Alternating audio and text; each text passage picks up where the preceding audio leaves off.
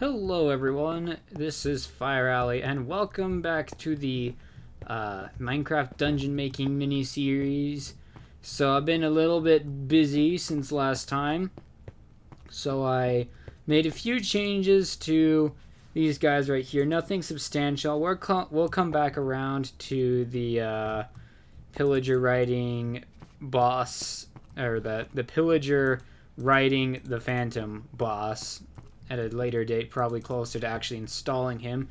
Most of what I did last time was just to test the concept, and I really like how it's going, so we'll do that.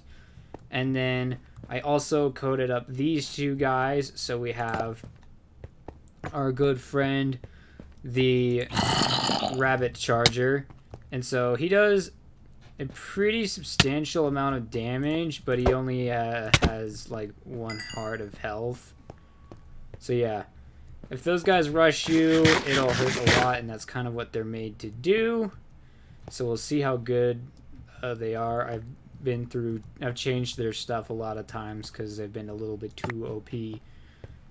And then we have the silverfish tank, and so he looks threatening, but he doesn't really do all that much.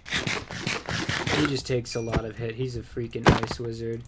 So it takes 5 hits from a crit to kill him with a diamond sword with no sharpness, or 3, my bad. 5 hits normally, 3 regularly. So 1, 2, 3, 4, 5, 6, 7. Okay, so it is 5. I had it right. I'm gonna show you guys what these boys right here look like in unison together. So we're gonna grab 2 of everyone, and then I'm gonna place them as fast as I can and run for it. So we're gonna place the slow boys first, and the skelly bros, and then the runners, and now we go. So the good news is they kill their own guys pretty frequently. Oh yeah. These rockets are like overpowered, man. I don't know if most people will know to go in with this thing unless they watched this with loaded rockets. Because the loaded rockets do a ton. Because otherwise, the salmon ghosts takes a while to kill. Because right now, it's like they're pretty fast, and it's like I can shoot at them. Hey, keep yourselves away from the armor stands, fool. Yeah, I may or may not have accidentally hit one of those during one of my tests.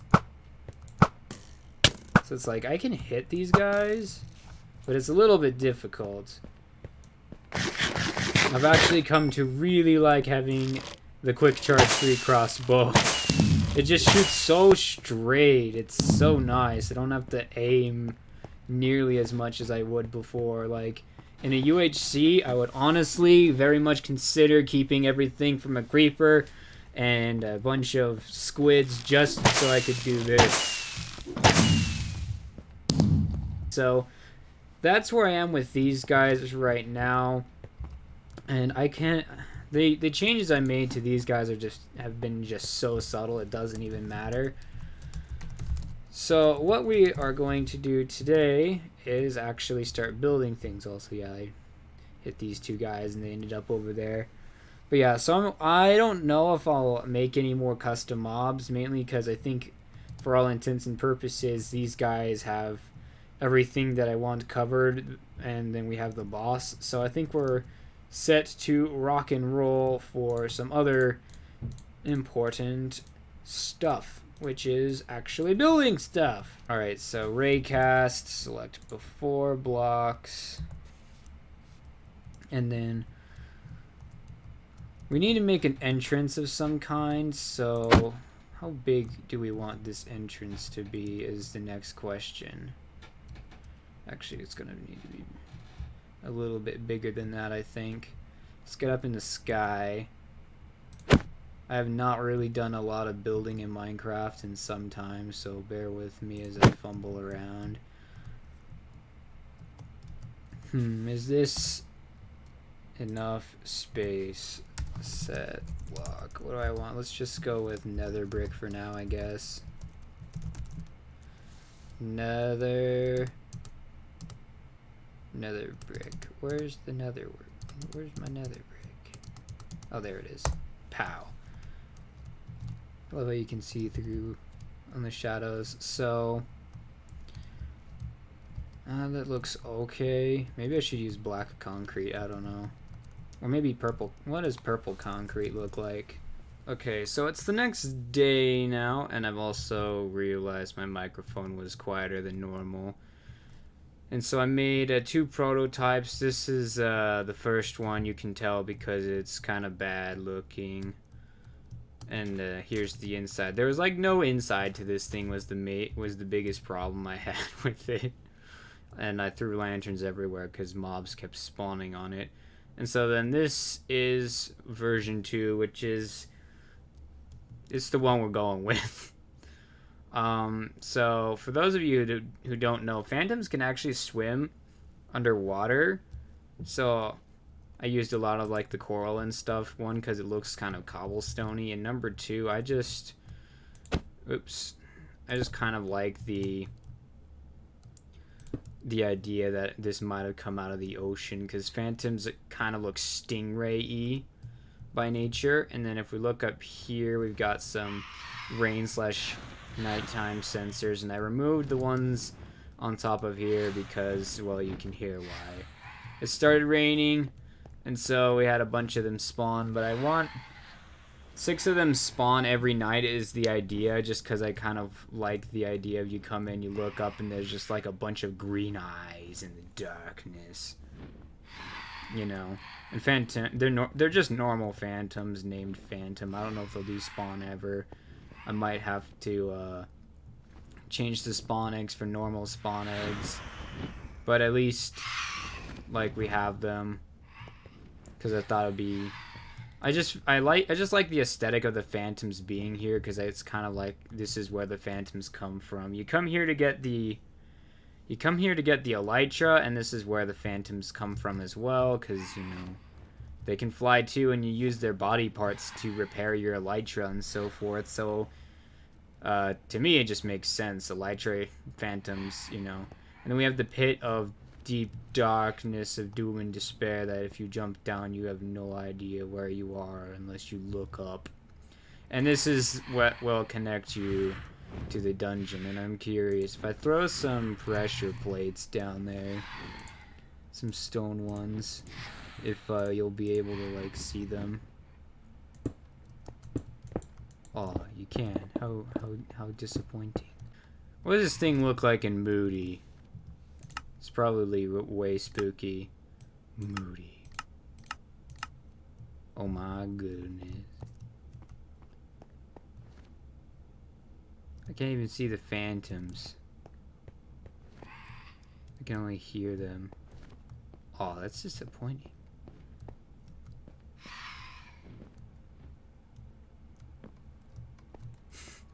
Holy crap, in Moody you can't see a thing. Dang, dude. This is why I play on bright. I like seeing what I'm doing. And so, yeah, we're going to actually start making the first room on the little list that I showed off many years ago. It wasn't years ago, but it feels like it. So we're either going to be starting on key room 1, lock room 1, or boss key room, and it's gonna be fun. Here we go. All right, so we're at the end of the day here in real life, and at the end of the episode in video time. And so I've been pretty busy at work on this today, and so we've got no phantoms now, but I fully flushed this out down here. So if we jump down here, go straight into the dungeon. Hey, geezers, you're ruining the surprise. Excuse me. So, as I was saying, you teleport down here into this very spooky place, which is as black as you fell through. Pretend it's black, because I have to have a way out of here. And so, you have 3 ways to go. That way has not been done. This way has not been done. This way has been done. And so this is the key room. If you look on our map right here, this is the first key room on this. So I started with the key room sector because the rooms are going to have basically the same mechanics all the way through until we hit the elytra. And so it's pretty easy there, so that's what I did. And so we got ourselves a beautiful item sorter here. So if we toss half of the stick in there, it's gonna just puke them out. Blech. But if we throw the key in, it opens up to reveal more mobs.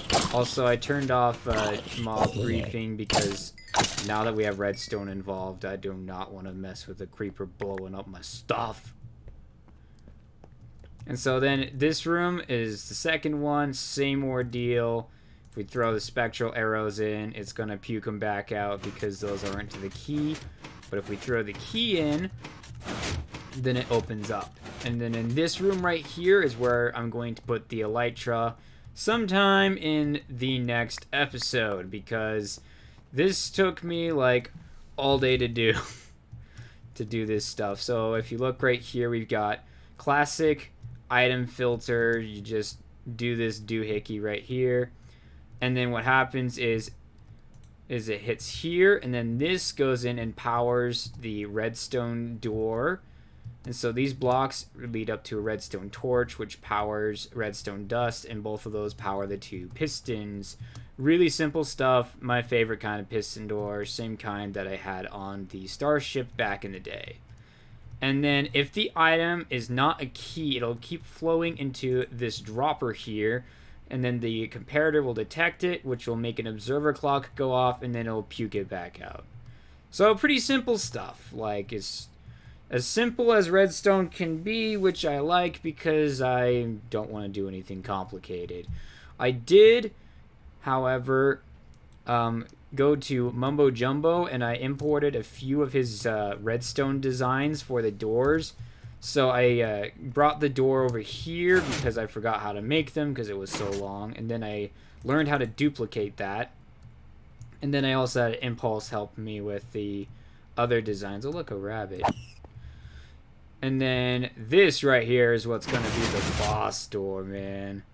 So when you get the boss key, I'm going to make sure that the boss door is this vault door from Mumbo Jumbo, because it's just so solid. It's big, it's glamorous, and it shows you're about to hit the boss fight. Get ready.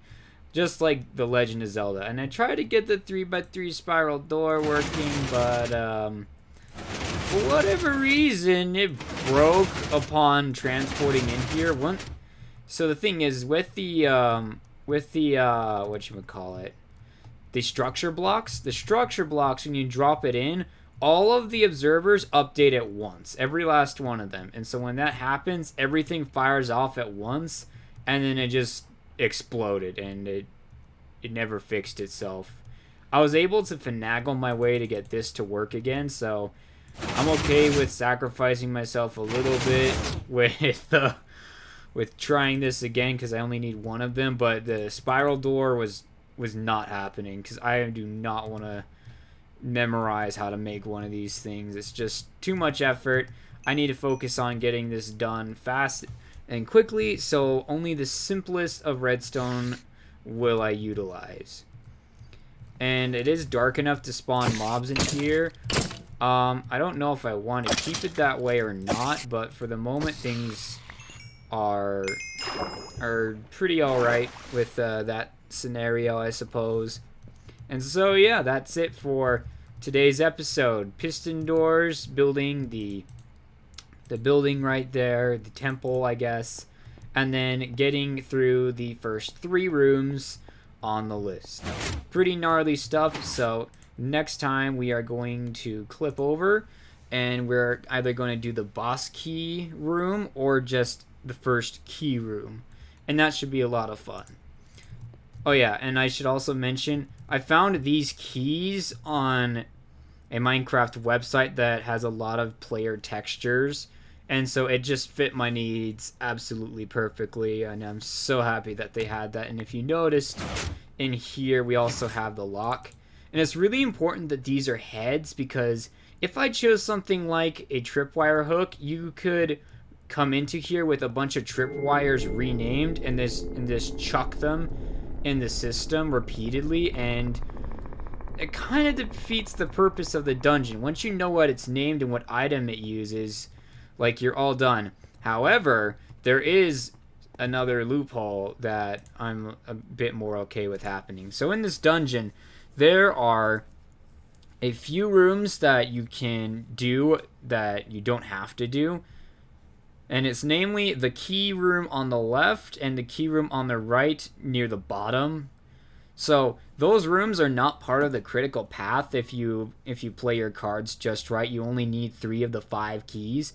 So you can walk away with 2 extra keys, and then you can immediately go straight for the elytra upon your next run, and then go straight through to the boss key, which I'm kind of okay with, because you're sacrificing the extra loot for an extra elytra, and plus you still have to earn the keys. It's only going to give you 1 free trip, so I'm okay with that happening. But I have to make sure if I design any other dungeons, I have to change the name of the keys.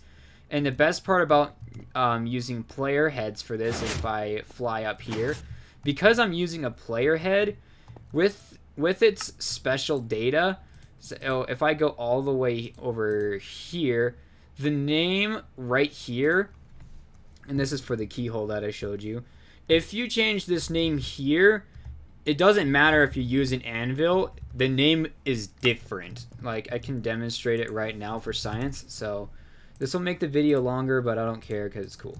So if we grab an anvil and we get the key and we rename it to key, well, you can't rename it, LOL.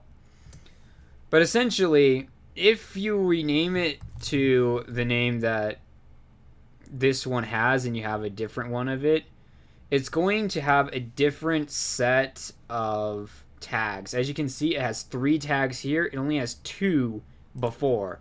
So because it gains an extra tag, it isn't going to work in this system, which means I can keep using these keys so long as I give them a different name in their generation code, which is over here. And so if I do that, I can reuse them without having to worry about players abusing them between dungeons. So it's really cool how the heads work in Minecraft, honestly. They're by far one of the best tools for custom map making, in my opinion. So yeah, that's progress on everything. So I want to thank you guys for watching the 3rd episode of the series. It's probably the longest one too, but I've been having so much fun doing this. It's been stressful. Like, it's not easy to like do all this redstone stuff, but man, is it worth it. It's just so satisfying to have these Zelda opening and closing doors. But yeah, that's it for today. See you guys next time.